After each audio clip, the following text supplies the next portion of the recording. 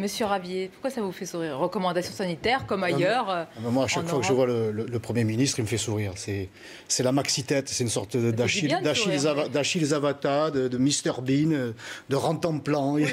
Il serait drôle si à la fin, il ne s'agissait pas de privation de liberté.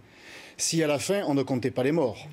Donc il peut être drôle au début, puis ensuite, ce sont des larmes qui coulent.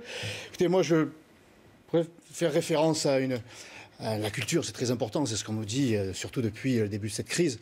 On a beaucoup investi pour soutenir la culture, on a eu raison. Donc permettez-moi cette référence, cette culture populaire des tontons flingueurs.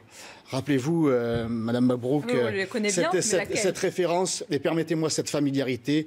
Sonia, mon petit, je ne voudrais pas vous apparaître ni vieux jeu, ni même grossier, mais la vérité m'oblige à vous dire que ce gouvernement commence à nous les briser menus. On nous oblige... Là, vous l'avez éparpillé façon puzzle. Je l'ai éparpillé façon puzzle, et il est vrai que l'équipe d'Emmanuel Macron, ça hausse tout, c'est même à ça qu'on la reconnaît. Non, mais attendez. Parce que la vérité, c'est que, si vous me permettez, comme ils n'ont rien anticipé au mois de février, et qu'on nous a dit tout et son contraire. Les masques, il ne fallait pas en mettre, et puis après c'était obligatoire, il fallait même en ramener dans les hôpitaux parce qu'on en manquait. Il n'était pas besoin d'être dépisté, puis après il fallait le faire. Tout et n'importe quoi. Et on n'a pas tiré les enseignements de cette première crise. Ni encore. On n'a pas tiré les enseignements. Le Premier ministre, il prend souvent des références chez nos voisins. Il aurait pu prendre des références en Italie, qui a recruté près de 20 000 soignants. On ne l'a pas fait. Donc, en bout de chaîne, c'est la privation de liberté individuelle, des privations de liberté économique. Et on en vient aujourd'hui à s'introduire dans la vie des Français, à commander leur quotidien du lever au coucher. Quand il faut sortir, avec qui, où, on ne peut même plus sortir du pays, et on ne peut même plus se réunir en famille pour Noël. C'est dramatique. Vous serez 6 au plus nombreux. Non, là, nous serons plus nombreux, assurément. Mais écoutez, nous avons une belle famille. N'en faites pas la promotion. Moi, je ne me sens pas le droit de scinder Noël. Mais il faut peut-être faire des tests alors avant, parce qu'il ne faut pas mettre en danger aussi des tests. Vous êtes négatif, vous réunissez. Ce qu'aurait dû exprimer le Premier ministre, au-delà de ce conseil, et que les Français ne prennent pas comme un conseil, mais comme une atteinte à leur liberté, aurait consisté à dire, voilà, nous savons que vous allez vous réunir en famille, que vous allez être plus ou moins nombreux, pour sécuriser cette soirée, pour sécuriser ces fêtes de Noël, pour sécuriser ces réunions dont vous avez besoin. Eh bien, voilà ce que le gouvernement met à votre disposition. Des tests, par exemple. Vous pouvez aller à tel endroit, en parfaite communication et travail avec les communes, avec les élus locaux. Nous mettons à votre disposition des tests dont les résultats seront connus en quelques heures, ce qui vous permettra, non pas d'être 6, mais de pouvoir être 8, de pouvoir être 10, de pouvoir être 12. C'est ça, je vous ai dit tout à l'heure, la situation sociale. Un gouvernement qui gouverne. C'est ça, un gouvernement qui prévoit. Mais nous ne sommes pas dans cette démarche, nous sommes dans une démarche d'atteinte aux libertés parce que rien n'est prévu. Rien n'empêche aux gens d'aller le faire. Rien n'empêche aux gens, précisément, dont vous défendez jalousement la liberté, de faire cette démarche. Si on avait dit allez vous faire tester, vous nous auriez dit que le gouvernement, à partir du moment où il communique sur ce sujet, doit compléter ce conseil par des mesures, par ces mesures-là. Or, il ne le fait pas. Et les Français se sentent une fois de plus privés de la liberté de se retrouver à Noël. À Marseille, la semaine dernière, j'ai participé à cette manifestation. Grosse manifestation, grande manifestation des restaurateurs, des bars, des brasseries. Nous avons été reçus par le préfet qui a été alors intraitable. On n'ouvre rien. Les mesures que le gouvernement a prises sont les bonnes. Vous devez patienter. C'est comme ça et c'est pas autrement. Donc c'est désespérant parce que le témoignage là que nous venons d'entendre de ce restaurateur, il est très révélateur. Nous avons affaire à des gens responsables qui sont conscients de la réalité sanitaire, mais qui sont conscients aussi de la réalité économique. Et qui entraîne une autre conséquence sanitaire, parce que ces gens-là sont en plein désarroi économique, et ils sont en plein désarroi, je dirais, personnel. Ils sont au bord non seulement de la crise de nerfs, mais il y a déjà des suicides. On en parle peu, mais c'est une réalité, parce que cela fait des mois qu'ils sont fermés. Vous vous rendez compte, le 20 janvier, mais ils ne pourront jamais tenir.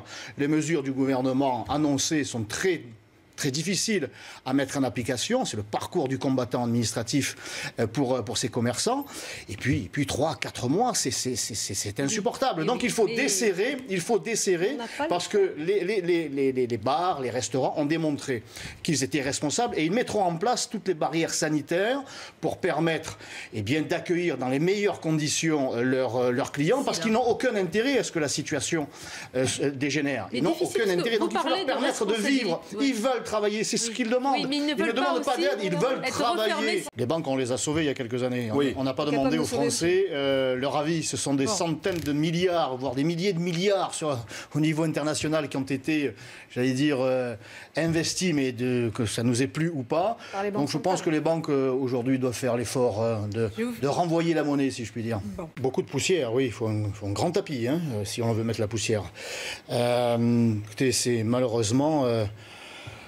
c'était prévisible. Je rappelle un sondage qui voudrait que 75% des jeunes musulmans en France, les jeunes musulmans français, en tout cas qui vivent sur notre territoire, de moins de 25 ans, font passer les lois de la charia au-dessus des lois de la République.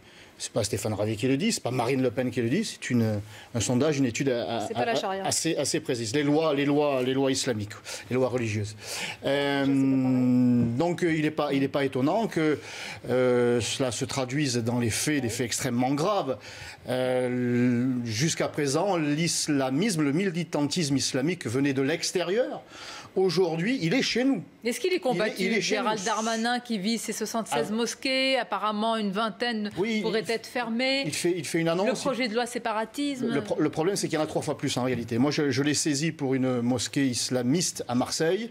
Il y a plus de 3 semaines, il ne m'a toujours pas répondu. Donc c'est 71% des cas. À partir d'une mosquée, vous en déduisez? Monsieur Rabier, vous savez plus que le renseignement intérieur, combien il pourrait y avoir de mosquées à tendance? Ils sont recensés, il y en a à peu près 400 en France. Oui, ça vient des chiffres, ce sont des chiffres officiels.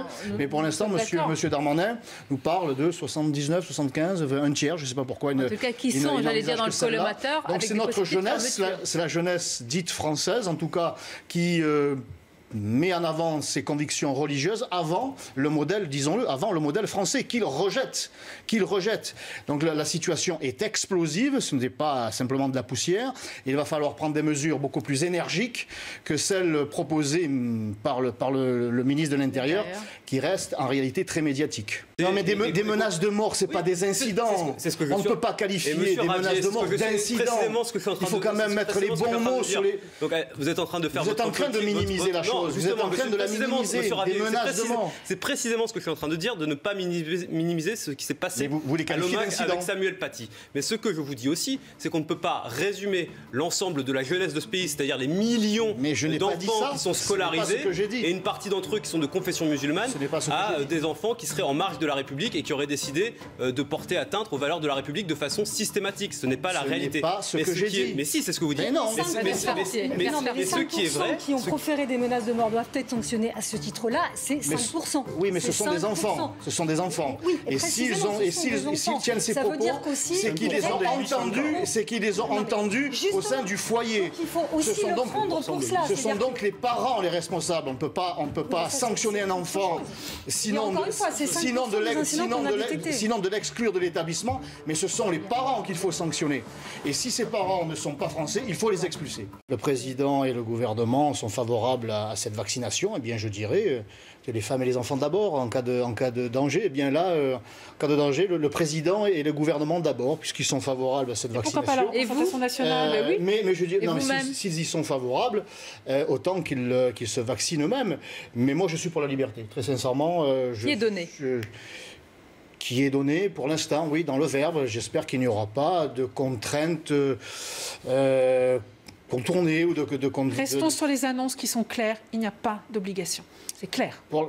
Oui, mais il y a tellement eu d'annonces dans d'autres domaines. Il y a tellement eu d'annonces dans d'autres domaines et qui finalement n'ont pas été suivies des faits. Donc moi, je suis effectivement favorable à la liberté totale laissée aux Français de se faire vacciner ou pas. Et après ce débat-là, et vraiment merci Madame Mabrouk de l'avoir organisé, merci Mesdames d'avoir pu débattre avec des arguments, avec des références et dans toute sérénité. sérénité.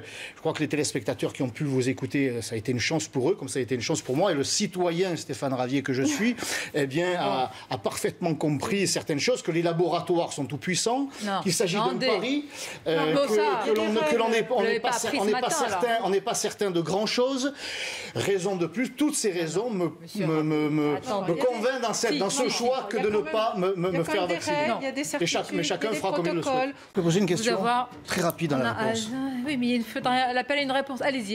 Je voulais savoir s'il était vrai qu'une clause ait été signée au niveau de l'Union européenne et qui exempterait les laboratoires en cas d'effets secondaires imprévus et graves. Fin août. Elle a été signée fin août. Voilà. Elle a été signée. Donc en cas d'effets secondaires graves, les laboratoires seront jugés irresponsables.